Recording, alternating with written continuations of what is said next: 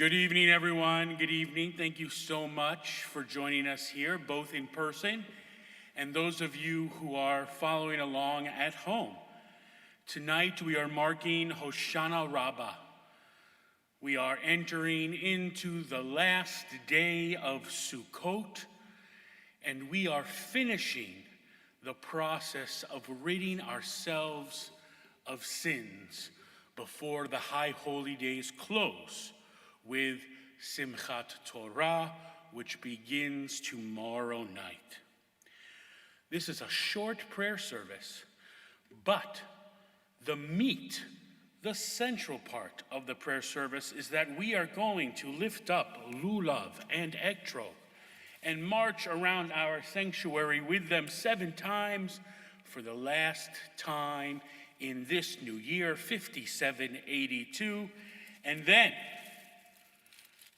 we are going to take the willows and symbolically beat the last of our sins out of the world so we can fully begin anew. So I call now everyone's attention to this special supplement for Hoshana Raba as we rise together. And I invite everyone with a call to worship, Baruch Hu.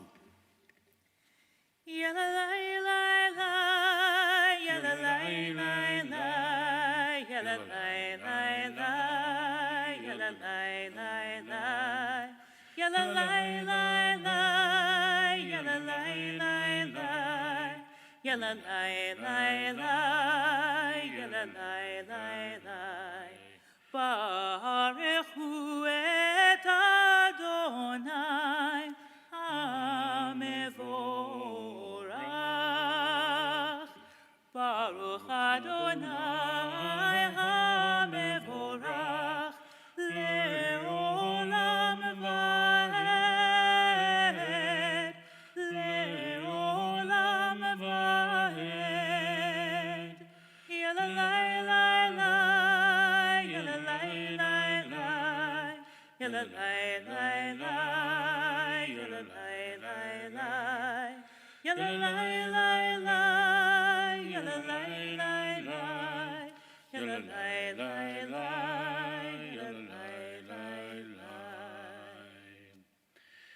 You may be seated.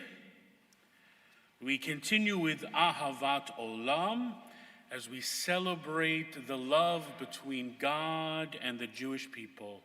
Sukkot is Zman Simchatenu, the time of our rejoicing, and God has given us this time to celebrate all the blessings and good in our lives.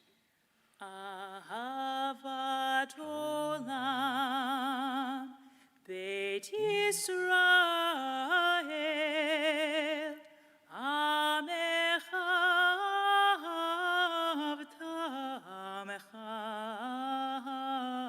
avta, Torah u'mitzvot, chukim u'mishpatim, otanu limadeta,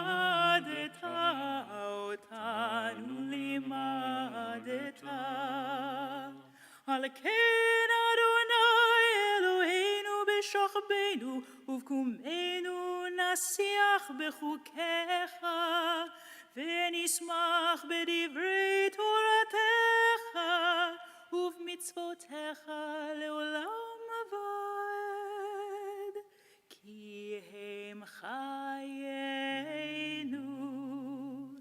ve'orech yameinu uvahem negei yomam v'layla ve'havatcha al tasir mimenu le'olamim Baruch atah Adonai ohev amo Yisrael.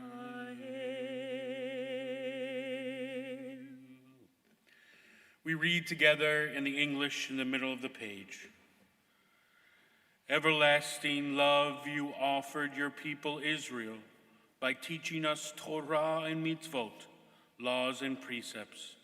Therefore, Adonai our God, when we lie down and when we rise up, we will meditate on your laws and your commandments. We will rejoice in your Torah forever. Day and night we will reflect on them, for they are our life, and doing them lengthens our days. Never remove your love from us. Praise to you, Adonai, who loves your people Israel. Baruch atah Adonai, Ohev Amo Yisrael. We rise together as we prepare for Shema. Hear, O Israel, Adonai is our God, Adonai is one. Shema Yisrael, Adonai Eloheinu, Adonai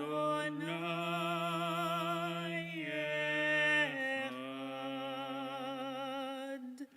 Baruch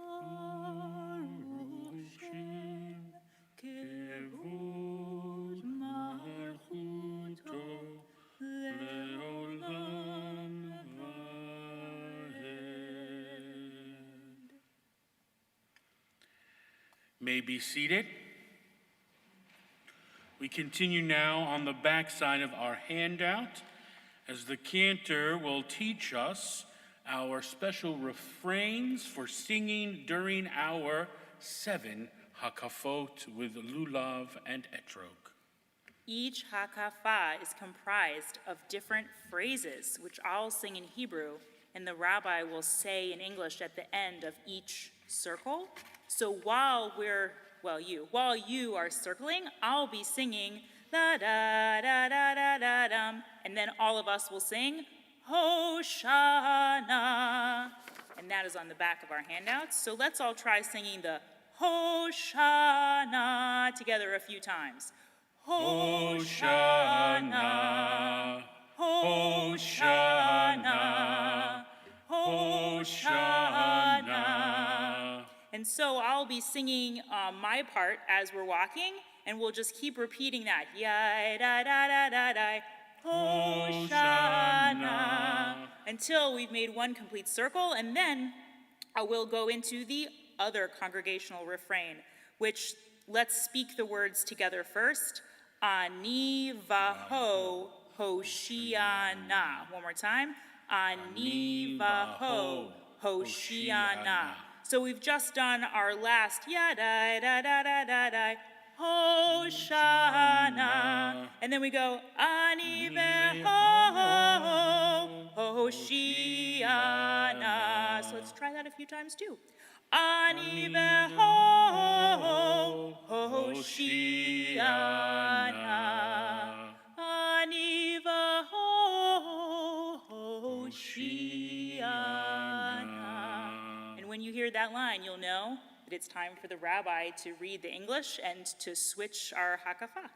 That's right. And so there are four sets of lulav and etrogim, and I'm going to ask that 4 of you begin by marching around and everybody follow them. And then when it comes time to switch out, when we hear that refrain and I read the English, by the way, the refrain that we're saying, it means, please save us, please God save us.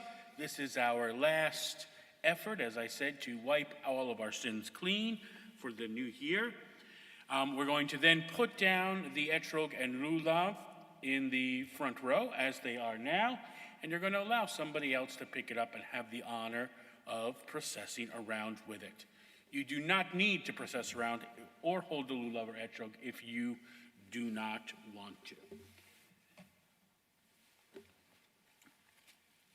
So I'm going to place this 4th one down there on the row, and I'm going to ask everyone to rise and take your papers with you so you have the words for the refrain.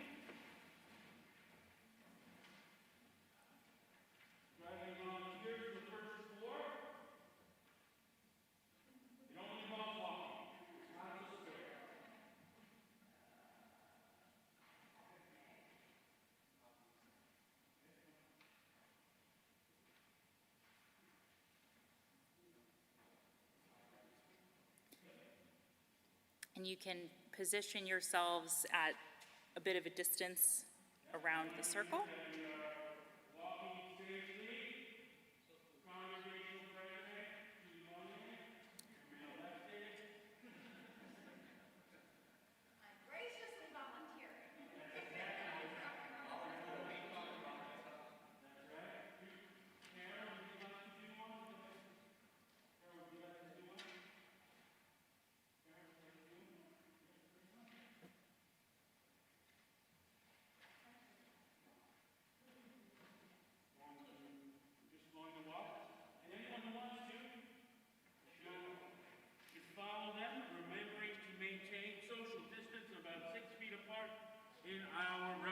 And let's remind people what the pathway is, Rabbi.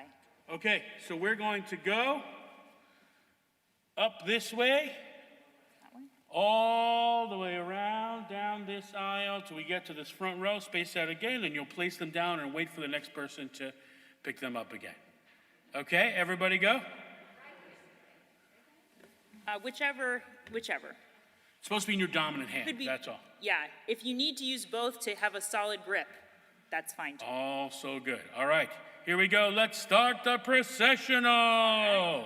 Leman amitach Hoshana,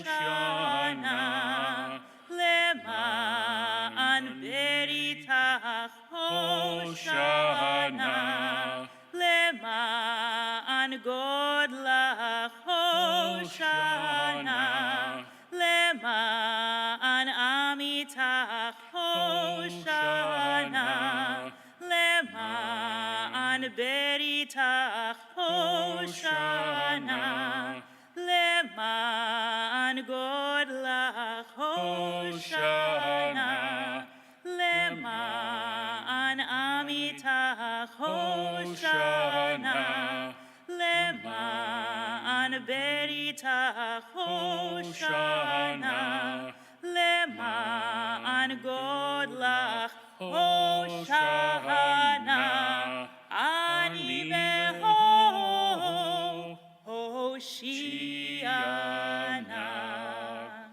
For the sake of your truth, for the sake of your covenant, for the sake of your greatness, please, God, save us.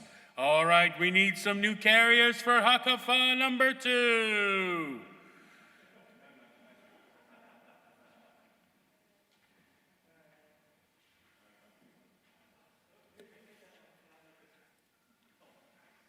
Wonderful. Okay, great. Let's go ahead. Leman datach Hoshana.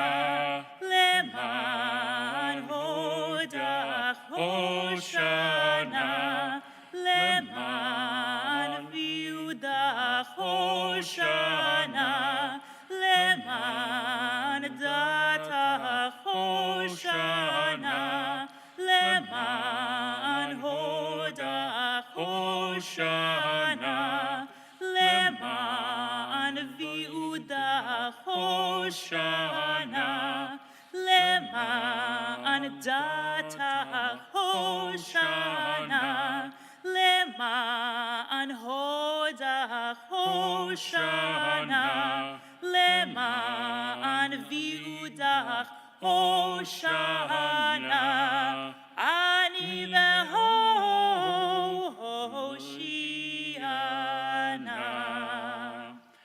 For the sake of your doctrine, for the sake of your majesty, for the sake of your assembly, please, God, save us. Hakafa number 3. If you haven't had a chance yet, now is your time.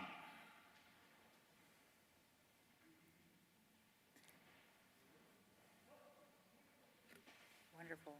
Leman zichrach Hoshana, Leman chastach Hoshana, Leman tuvach Hoshana, Leman zichrach Hoshana, Leman chastach Hoshana, Leman Hoshana, Ani v'ho, Hoshiana. For the sake of your remembrance, for the sake of your kindness, for the sake of your goodness, please, God, save us.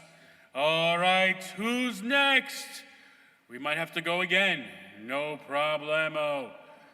Grab a lulav and etrog as we start hakafa number 4.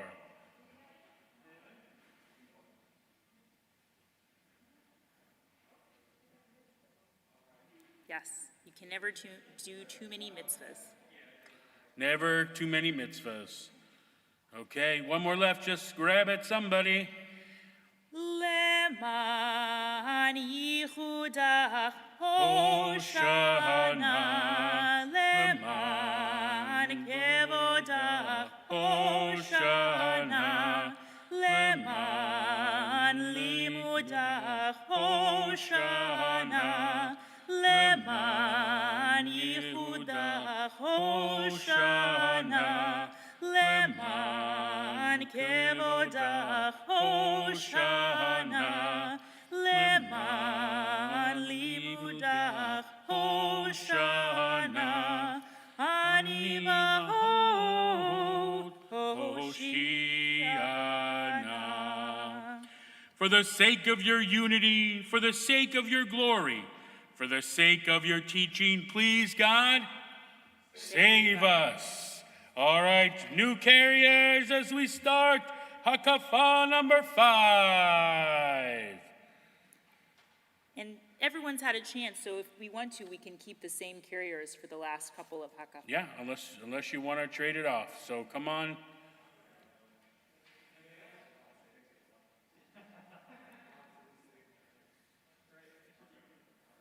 All right. Wonderful. Lee, you're up. Okay. Leman malchuta Hoshana, leman nitzcha Hoshana, leman soda Hoshana, ani v'ho, Hoshiana. For the sake of your kingdom, for the sake of your eternity, for the sake of your secret, please, God, save us. Leman uzach Hoshana, leman perach Hoshana, leman tzidkatach Hoshana, ani v'ho, Hoshiana. For the sake of your might, for the sake of your splendor, for the sake of your righteousness, please, God, save us. The 7th, the final, the special hakafa. Here we go. Leman kedushata Hoshana, leman rachamecha harabim Hoshana, leman shechinata Hoshana, leman tehilata Hoshana, ani v'ho, Hoshiana.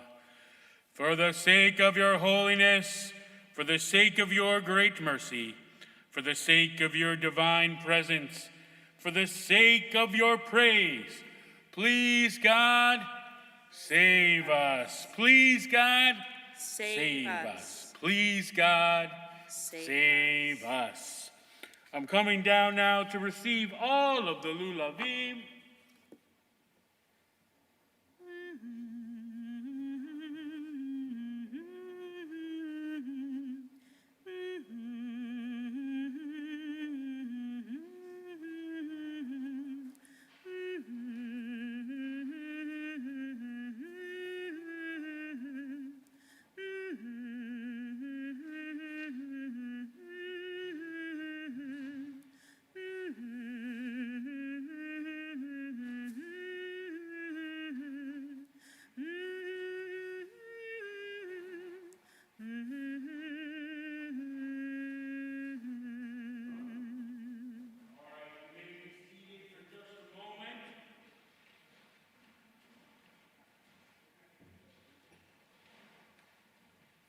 Now, we've said a number of times throughout the week that these 4 species not only represent 4 kinds of plants, one with smell and taste, like the etrog, one with smell but no taste, like the myrtle, one with taste but no smell, like the date palm, which produces dates, and then we have the willow, which has no smell and gives no fruit and therefore has no taste. And we've equated the good taste and the smell to good deeds and Torah learning. The etrog, which has taste and smell, is the type of person who has both good deeds and Torah learning. The myrtle, which has just good smell but no taste, has Torah learning but no good deeds. And the palm, who gives dates but has no good smell, has good deeds but no Torah learning.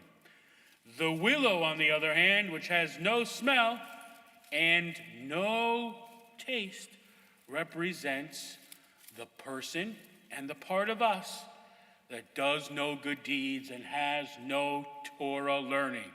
So which one are we going to beat at the end of the festival? That is the one.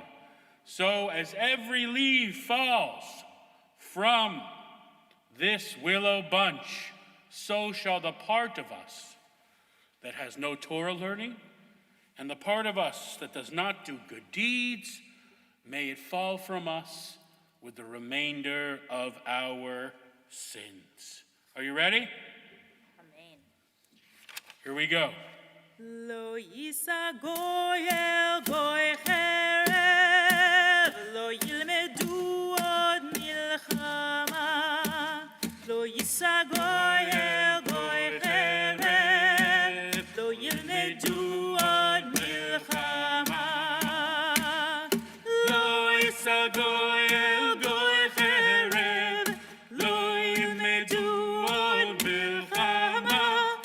Lo yisa goy el goy cherev, lo yilmedu od milchama. Nice job, Rob. There are no leaves yet! We got rid of all of our sins, and we've wiped out that part of us that has no Torah learning and does no good deeds. So all that is left now to hear the blast of the shofar. Please rise. Tekiah, Shavarim, Teruah, Tekiah. Excellent, and we end our service with Oseh Shalom, our prayer for peace.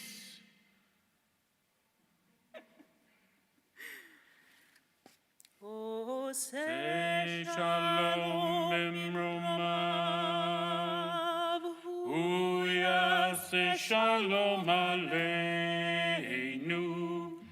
Ve'al Kol Yisrael, Ve'imru, Imru, Amen.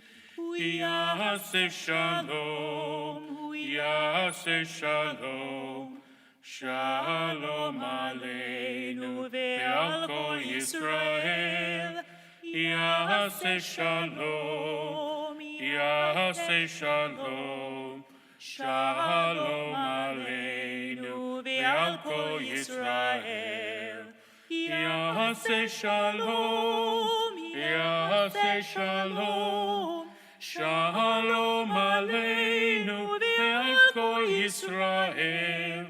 Yaseh Shalom, Yaseh Shalom, Shalom Aleinu ve'al kol Yisrael.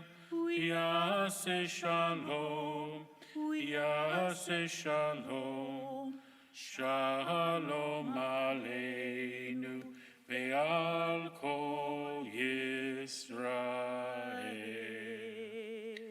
Amen. You may be seated. Our program will continue now as I invite our artist in residence this evening, Hillel Smith, up to the podium, for he is about to present about his series of works called the Parsha Posters.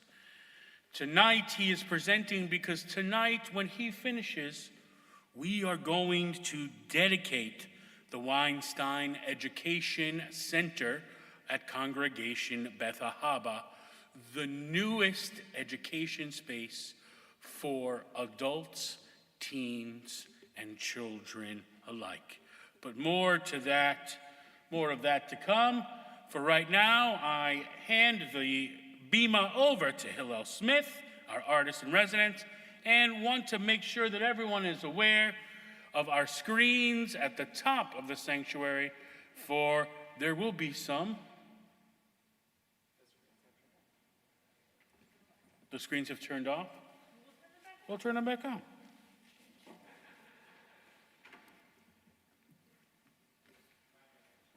It's a very high holiday message. If the screens have turned off, we'll turn them back on. That's right. It's the first time we're using them ever. They move up and down. They move. There was a remote. There was a remote, and now they're gone. James might have their remote. We tested this right before.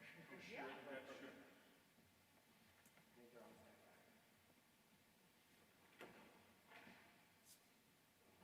You have the remotes?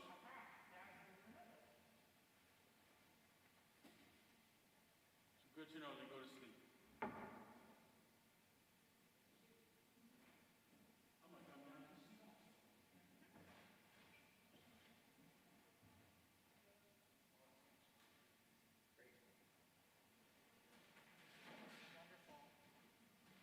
You just need to turn your microphone on by pressing that button. There you go. There we go. Amazing. Thank you so much for having me. It is such a wonderful pleasure to be here. This event has been about a year and a half in the making. We were hoping to do this last year around Shavuot, where we celebrate getting the Torah, and because of COVID that didn't happen. It is so great to finally have this event, and even at a perfect time of Simchat Torah, where we start reading the Torah again from the very beginning. So I wanted to thank just everyone who made this event possible. This is extra special for me because I actually have roots here in Richmond. My great-great-great-grandparents lived here 150 years ago. This photo was actually taken at 9th and Main, so just by here. They seem to have been involved with Beth Shalom before it re-merged back into Beth Ahaba. And so it's great to be in this space where I have deep family history. I am a Jewish artist. It is what I do full-time. It's what makes me happy, what I find really meaningful. And that turns into all kinds of different media, but really at the core, it's all about making Jewish work that's emphatically, noticeably, visibly Jewish, but also very contemporary and modern and inspired by the kinds of aesthetics that I see around me really in the world today. So I do a lot of mural painting. This is a piece in Los Angeles. I do a lot of work for Jewish nonprofits, so I designed and illustrated the Haggadah for Hayas, which in the illustrations integrates the visuals of the Passover Seder experience with the contemporary refugee experience. If you have any PJ Library families, I do a bunch of work for them, so a luggage tag that went out to remind kids about thinking about Tefillah Haderach, the Traveler's Prayer, as they go on their journeys and thinking about protection and all that. The yearly calendar that just came out this past summer to get kids thinking about the annual Jewish holiday cycle. And it's so meaningful for me to be doing these projects to create these experiences where people can continually learn and experience Jewish holidays, Jewish rituals, and have these Jewish experiences as they go through their year. excuse me, this project, this Parsha Posters project really has its roots in this project, which was a Omer counter, where we think about counting the Omer, the 49 days between Passover and Shavuot, as this verbal ritual, where every day we say, today is the first day of the Omer, today is the second day of the Omer, and as an artistically inclined person, my thought was, how do I make this ritual meaningful for me, where it's not just this verbal thing, but how do I make this creative? And so every day for 49 days, a few years ago, I sat down and I drew the number of the day, turning this ritual into something that was personally meaningful, that was this challenge to myself about how do I continue not skipping days and really thinking about what this holiday represents to me as I count up to the giving of the Torah at the end of the cycle. I was an interesting kid. I was very inspired by various different things. I read a lot of comic books.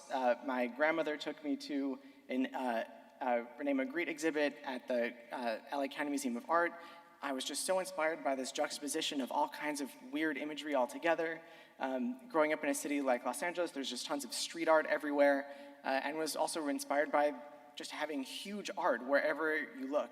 And it's art that you don't necessarily go out and search for, but it's art that you stumble across. And I found that idea very inspiring. This is art that you encounter on your day-to-day basis.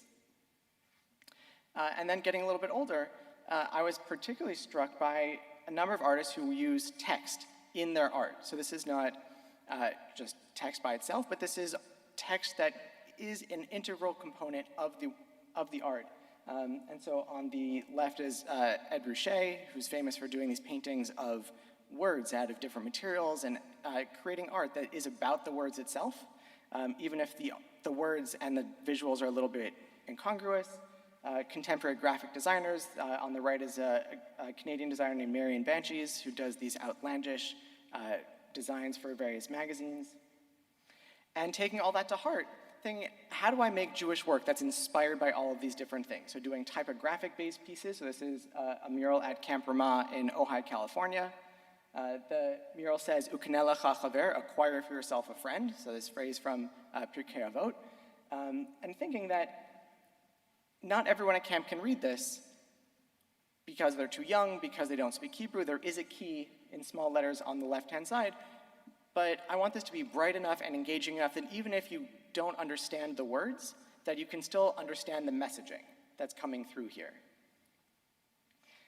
And then bring different kinds of materials and media together. This is one of my most recent pieces. This was a Hanukkah mural that I painted at the JCC in Washington, D.C., where I live now. The fallen leaves, this was painted over Hanukkah, which was appropriate. This is painted in collaboration with their preschool. So we wanted this theme of growth. All the fallen leaves at the base of the mural were painted by the preschoolers, which was an amazing experience to get to do that with the kids. They really wanted the kids to be involved in painting the mural. The problem is that preschoolers are about this tall, and so I had to find a part of the mural that they could help with. But there's one medium in particular that I always keep coming back to again and again, and that's poster design. I think there's something about posters that it's this piece of ephemera, it's a thing you put on the wall that it's not intended to last, but that can have this outsized impact for what it is. In particular, these kinds of minimalist posters for movies, for concerts, for theater shows, and what I think is great is there's this visual language that allows you to take all the themes, the characters that happen in a movie and distill it down to a single image. So we all know Rocky on the stairs. We can think of Sherlock Holmes' visual. And so how do we take that, that central part of this movie and distill it down to this one graphic image? So this designer, Ollie Moss, I think does an exceptionally good job at that. Working in other media, so this is Jason Munn, who's a concert poster designer, working with juxtaposition. So taking totally disparate elements and bringing them together. Paint cans turning into a person listening to music. The waterfall of musical notes. And so using these different kinds of iconography that we recognize, but creating something entirely new out of this. This is not a thing foreign to Jews. These are both Jewish graphic designers, Milton Glaser and Dan Reisinger, who are doing advocacy posters, advocating for different things that they feel strongly about. Whether Milton Glaser with this AIDS awareness poster, Dan Reisinger trying to save Soviet Jewry, and again, taking these very simple images that convey so much power in the work that they have. Saul Bass, another Jewish graphic designer, famous for bringing typography into the design. So making these iconic posters that you no doubt recognize and building these words, or building these images out of the words themselves. And then through that, we can think about what does it mean for there to be words there? Do the words have to be legible? And I think that's an interesting question, and I'm also inspired by this wave of psychedelic poster designers in the 1960s, 1970s, who made things like this, where you think, at first, this isn't necessarily legible, but that's kind of the point, that if it's not immediately legible, a stop sign is immediately legible because you want someone driving down the street to see that and stop. But an image like this forces you to stop and to look and engage with this image longer than you ordinarily would. And so instead of saying, oh, I know when this band is playing on what date, a poster like this forces you to spend more time engaging with the image, decoding the image. And by the time you're done, the artist has essentially tricked you into spending more time with the art than you might necessarily otherwise. And so I started bringing all of these pieces together in theater posters that I was designing, bringing in aspects of humor, of juxtaposition, of bringing different elements together, playing with the typography to create singular images that would represent a show that I was hired to advertise. Patton Oswalt's a national touring comedian, so I did a number of posters for him. And here using color and whimsy and just outlandish imagery to draw in the viewer and create a certain kind of emotion. In this case, just happiness and silliness, and create, hopefully, an interest on the part of the viewer to attend this show.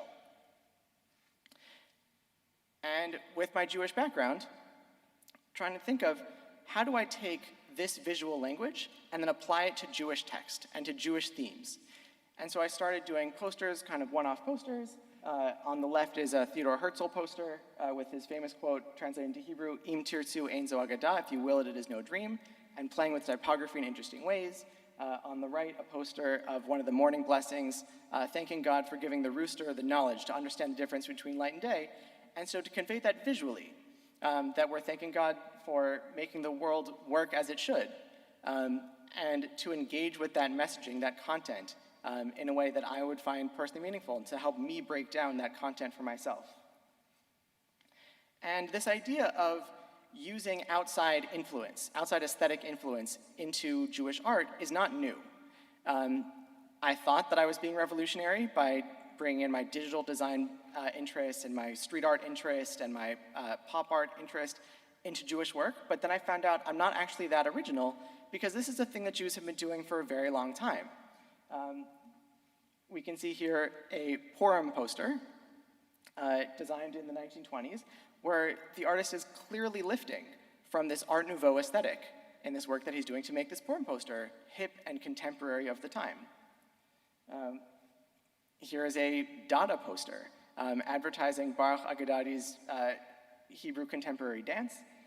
You can tell this designer, Yosef Konstantovsky, he lives in Paris, it's 1925, and he can look around him and see, oh, there are other things happening here. How do I make people interested in this work? Maybe if I take some of this aesthetic that's modern, that's new and different, I can bring this all together. This poster advertises a dance company, which Baruch Agadadi was a famous choreographer who would make these contemporary ballets about biblical themes, doing the same thing in a different medium. And if we go far enough back, we can find examples of this dating back 1,000 years of Jewish illuminated manuscripts using Gothic imagery. And you can look at this and say, oh, this is a book from medieval Germany, because these people look at the world around them and are bringing that aesthetic into their work. On the right, medieval Spain, seeing the Islamic influence style and bring that into their work, into the books that they hold and revere, making things that are both beautiful, but also very contemporary to the time. And so bringing that all together, I thought, after I had finished this Omer project, doing a design a day was a very grueling pace to be making art. And so I thought, well, what's a thing that I can slow this down a little bit that can keep me engaged with Jewish practice, with Jewish thought on a regular basis, might be a little bit slower. And so I thought, oh, Shabbat. Shabbat happens every week. Let me think about a thing that I could do for Shabbat every week. And I thought, oh, well, I love this medium of posters, of distilling these stories and themes into these singular images. What if I put all that together? How do I advertise Shabbat? How do I take all these biblical stories and present them in a way that's meaningful to me, that creates an opportunity for me to engage with the text and with these themes and characters on a weekly basis? And starting at Simchas Torah, so this week, a few years ago, I thought, oh, I'll start with Bereshit, I'll start with the very beginning, and I'll see how far I go. And so for each one of these, the idea is, how do I tell a story in a singular graphic image? So on the left is Bereshit, that's the one currently in the hallway, in the lobby when we walk in. This is the story of creation. So if we look at this image, think about the split. So you have light and darkness. If you look at the two circles, you have sun and moon. You have the two faces for man and woman. And then if you kind of look back a little bit, if you think of the sun and the moon as two eyes, and that whole shape as the looking down, bringing in the snake. So taking in this whole story and trying to bring all the elements into this singular image. On the left, the story of Joseph and his coat. Thinking about, okay, this is the singular object that sets this entire story in motion. So designing the coat of Joseph, but if you look closely, there are two hands there, because at the end of this Parsha, Joseph ends up in prison in Egypt. And so trying to tell this whole story from beginning to end in one image. Sometimes it's not about taking the direct story, but how do I tell a story through metaphor? So following Joseph getting thrown into prison, he comes out, he becomes assistant to the Pharaoh, and then he encounters his brothers as they come down to Egypt looking for food, and Joseph is in disguise. And his brothers encounter him, and Joseph cries. And so I was thinking, how do I convey this idea of Joseph being in disguise?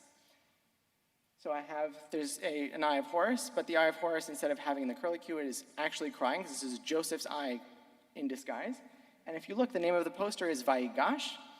Above it, in hieroglyphics, those are Hebrew letters, Vav, Yud, Gimel, Shun, but disguised into Egyptian. So trying to think of, how do I disguise this in the way that Joseph is disguising himself?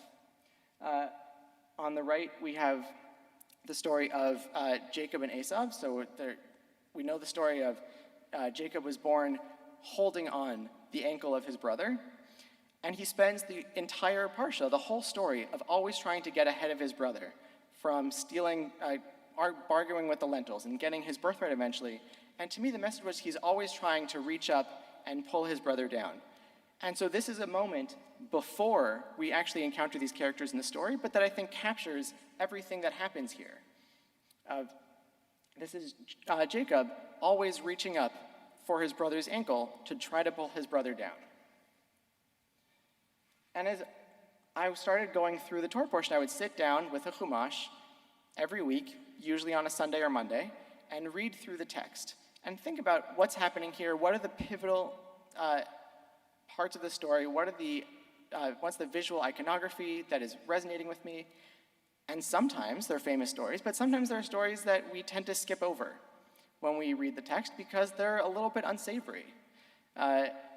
On the right, we have Vayishlach. So the most famous part of this story is Jacob wrestling with the angel. It's this big moment. We see it emblazoned in stained glass windows and paintings. And as I read the text, that part of the story is this little afterthought that happens at the very end of this thing. Why is he wrestling with the angel? They're fleeing the town. Why are they fleeing their encampment? Because two of the 12 brothers, Shimon and Levi, saw that their sister Dinah had been kidnapped, and potentially raped, and go in and they slaughter the whole town. And that seemed to me as I was reading this, like that is the climax of this story. That is the main thing that happens here. And we can't tell the story of the forefathers, we can't tell the story of the Israelites coming down to Egypt unless we tell this story of the rape of Dinah, because that is the singular moment that sets everything else in motion.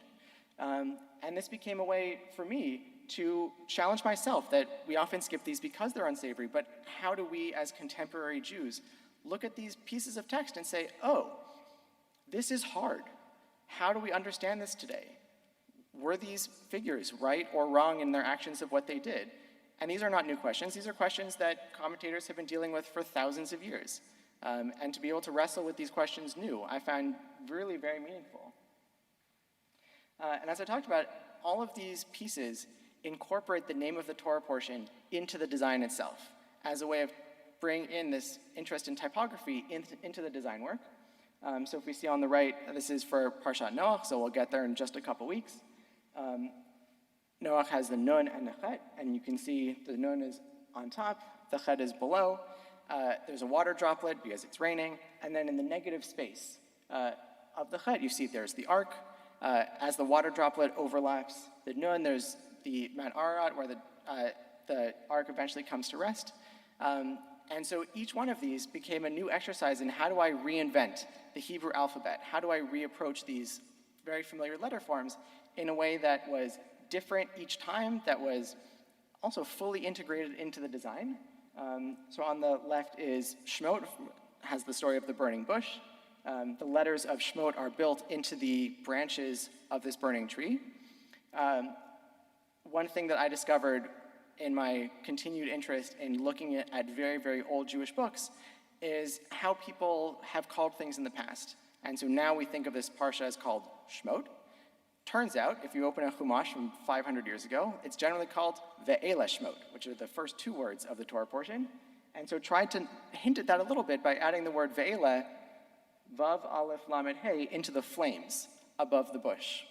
And so paying tribute here as well to the history of our understanding of the Torah portion as much as it is to the Torah portion itself.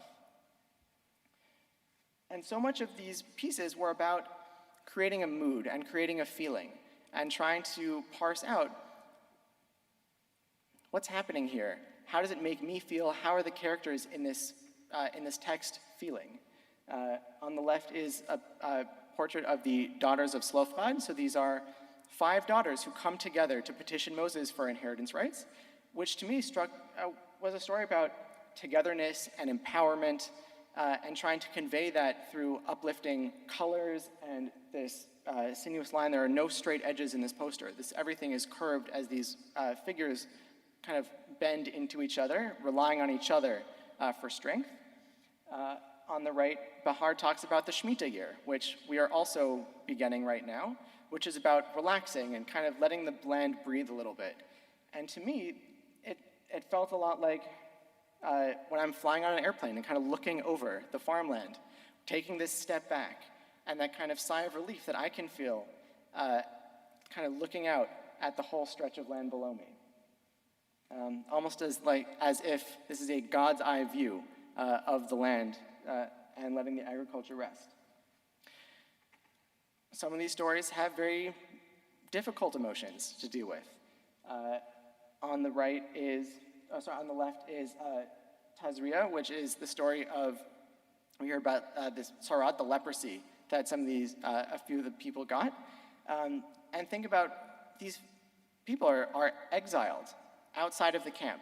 And how do they feel? And trying to convey that through the color, this kind of blue sadness. What is the emotion of the gesture of this arm reaching out? How does this person feel as they've been exiled from their community? Kitisa, of the smashing of the first set of 10 tablets, trying to convey this desolation of this huge buildup to receiving the Torah at Sinai, and then this crash. And to convey that through this deep saturation of the shards, and then in contrast with this neutral flat ground, of this ground that's eating up all these shards, that all of this maybe was for nothing. And the more I got into it, the more I realized that sometimes my interpretation of these passages is different than the historical or the more common understanding of what these passages are. And it became an exercise for me of visual midrash, of how do I convey the meaning that I feel and my interpretation through this artistic medium. Typically, when we think about the splitting of the sea, we think of this jubilant celebration of people clapping and dancing and running through the water. And generally, when this scene is drawn, we think of bright colors and people, this very joyful atmosphere and how that's conveyed through the work. And when I read the text, it felt the opposite. The text talks about that it's the middle of the night. They get to the edge of the sea. They call out to God and to Moses, "Did you bring us here to kill us? Right? Are we going to die here?" And it's this terrifying experience. And as I'm reading the text, I start feeling like this is a very claustrophobic, frightening time. Even though the Israelites walk through to safety, they see behind them the Egyptians rush in and drown. And so this became, how do I take that interpretation, my interpretation, and convey that through the work of bringing in the darkness of the time of day, but also trying to communicate the horror of the scene. And if you look in the bottom right corner, there's a little hand of a drowning Egyptian, which is my way of calling out that, yes, this was celebratory for us, but not for everyone involved in the story. And then in contrast, on the left, we just read over Yom Kippur the story of the scapegoat. So the Kohen Gadol, the high priest, would take 2 goats, put the sins of Israel on the goats, and send one of the goats off into the desert. And in the Yom Kippur text that we read, it's the Kohen Gadol who's the main figure in this story. And as I'm reading this, I'm thinking, maybe it's not the Kohen Gadol who's the most important figure. Maybe it's actually the goat, because it's the goat who's taking all of our sins and bringing them off into the desert. And this is my tribute to the goat of what is the goat feeling about his own responsibility for the sins of Israel. And so to convey this, this strength and the sense of authority and responsibility that the goat has as the goat is standing at the edge of the precipice off into the desert, peering off into the sunset and contemplating his own role in the salvation of the Jewish people. And sometimes it's about taking pieces of the text, because the text is occasionally very visually interesting in the way that it creates this description of what's happening.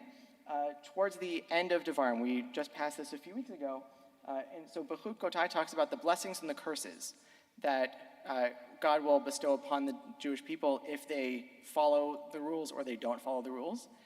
And it talks about how if they follow the rules, the rain will come in its time, and it has all this great language about great weather and good tidings. And if the Jews don't follow the rules of God, that the skies will be like iron. And this was my way of thinking, that's beautiful imagery. How do I convey that the skies being of iron and have this mirrored image of beautiful skies below yielding rain and healthy weather, and flipping that over with skies being of iron, and to use the text of the Torah to inspire the work. And sometimes these texts are just mysterious, that scholars have thought about these for thousands of years and don't really come to any great conclusions. We think about the story of the spies, where Moses sends out 12 men to go survey the land of Israel before they enter, and bring back word of what is this land like. And they come back, they give a report, and then they're punished. And scholars for generations have questioned, what is it that they did that was wrong that made them punished? Because the text is very unclear about it. And this is my response to that question of, I don't actually know the answer either. And so creating this piece where this bunch of overlarge grapes that are actually, these are the spying eyeballs as they went through it, to just create the sense of bizarreness and weirdness and strangeness of this whole episode of the text itself, and to hopefully prompt other people to look at this with the same kind of questioning eye of what's happening here, and what are the commentaries that we could use to help us break down this story. And on the right, this is, for Parshat Truma, this is the building of the Mishkan in the desert. And as I'm reading this, the text goes on and on about all of these different materials, the piles and piles of gold that were used to bang into this menorah that they were going to light. And to me, the whole thing just seemed so impossible of how do they have that much gold? How do all these people who have been slaves for generations, how do they have the ability to build this beautiful sanctuary for God? And so if you look closely at this menorah, there are 7 branches, but only 5 arms. Right? This is an optical illusion, impossible menorah. And this is my struggle with this text of, I don't know how they did this either. This seems to have been entirely miraculous from beginning to end.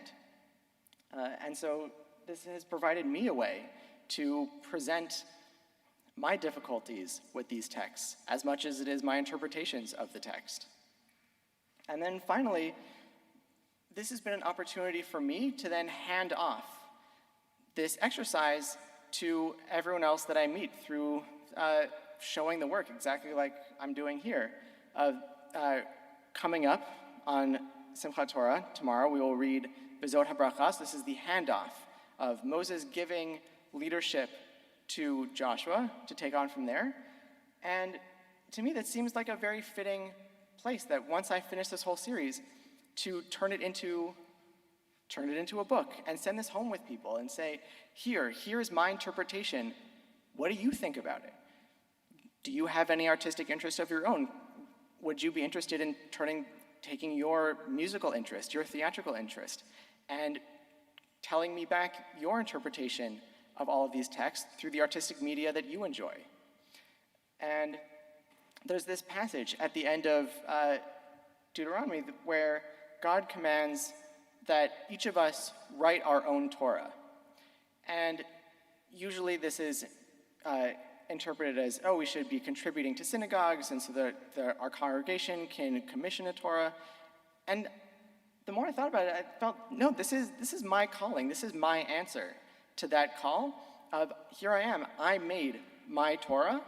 I put it together from the very beginning, from Genesis to Deuteronomy, and so I have completed my task. Now it's up to you. And it gives me a special joy when in not pandemic times, I get to travel around the country and hang out with young people and talk to them about my process of picking apart a text and allowing them to take these skills, take these ideas, and come up with their own interpretations, engage with the Torah on their own terms. And so I would love to bring you into the new display that we have here, and really hang out, answer any questions you might have, and hope that you find this work inspirational, whether that be about taking inspiration from the contemporary aesthetics that you enjoy and putting it into your work, or even just opening a chumash on a regular basis and thinking about how you can engage with the text in a new way that's meaningful to each one of us. So thank you. Thank you, Hillel. And now the reason we are studying this evening is, of course, because we're about to go into Simchat Torah, but because we are now going to be using Hillel's art to help teach Torah here at Congregation Beth Ahava. So thank you so very, very much. It was incredible, and it really helped me understand the posters better as well, and I know that everyone here appreciates everything that you've put into it and all that you've given us as a great gift this evening. So all 54 of these posters, through a gracious gift of Carol and Marcus Weinstein, are hanging up in our building. And each week we are going to be taking the Parsha of the week, the one that we read in the synagogue, and placing it centrally in our lobby with an explanation of the text, the summary, and any notes that are in Hillel's book, so that everyone can engage with the poster as they come in. This will happen for all students in religious school and anyone else who comes into the building, parents, adults, children alike, so that they can engage in their own way with the Torah, just as Hillel spoke. Now, we're here also to dedicate this new learning center, the Carol and Marcus Weinstein Learning Center at Congregation Beth Ahaba. So we're going to formally dedicate that room now, and we are all going to be the first official users of that room as we learn from Hillel's Parsha Posters. We're going to do our prayers of dedication here, and then we're going to walk over there together to affix the mezuzah on the door, explore the posters together, continue to talk to Hillel, and enjoy some more sangria and snacks in the sukkah. Sound like a good plan? Yeah. Okay.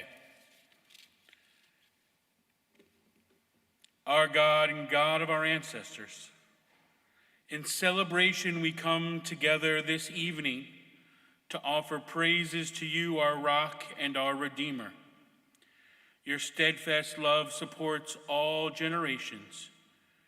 You give us strength and endow us with a willingness and determination to continue to grow, worship, and study your teachings. May the new Carol and Marcus Weinstein Education Center stir us to meet our obligations to you with renewed vigor. May it confirm us in our hope and strengthen the devotion of those whose passion about Judaism may have faded. United as one people and one congregation, may we preserve our heritage so that it may bring us joy and strength for future generations. We ask your blessing, Adonai, for this congregation. May it continue to grow and flourish. With great joy and excitement, we come together before you tonight to dedicate a new space for learning, study, and growth. Our God and God of all generations, thank you for having granted us life, sustaining us, and permitting us to witness the establishment of this new Kehillah, this new center of Torah and community that has generously been gifted to the congregation by Carol and Marcus Weinstein, who join us here today. We continue together with the Shehechianu. Baruch atah Adonai Eloheinu melech haolam, shehechianu v'kiyamanu v'higianu lazman hazeh.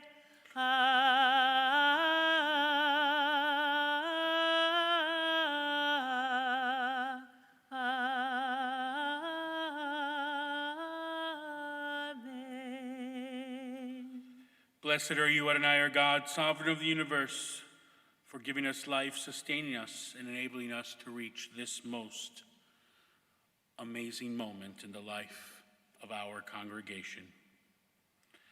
At this auspicious time, we consecrate ourselves again as a congregation in God's service.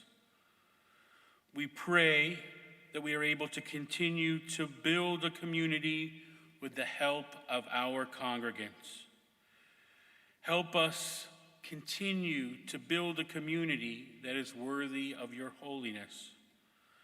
Enlighten our eyes that we may embrace your truth, O God, and show us love through our actions and deeds. May our souls be attuned to a life of tzedek, of justice, gimilut chasadim, acts of loving kindness, and of course, the ability to find Torah in everything. Empower us with the wisdom to know your word. Let us embrace diversity and welcome all to study with us. Let there be love and understanding among us. Let peace and friendship be our shelter from life's storm. Adonai, our God, bestow your blessing upon the new Carol and Marcus Weinstein Education Center, as well as on Carol and Marcus Weinstein themselves. Bestow your blessing upon all of us and all who will use and enjoy this new learning space today and every day. And let us say together, Amen. Amen. And as we move over together to the Carol and Marcus Weinstein Education Center, please join me in personally thanking them for this incredible gift to our congregation and enhancing our Torah learning for future generations here at Congregation Beth Ahava. We walk over together as we enjoy the art and the room and fellowship and snacks together. For those of you following along at home, this concludes our portion of the live stream. We thank you so much for joining us.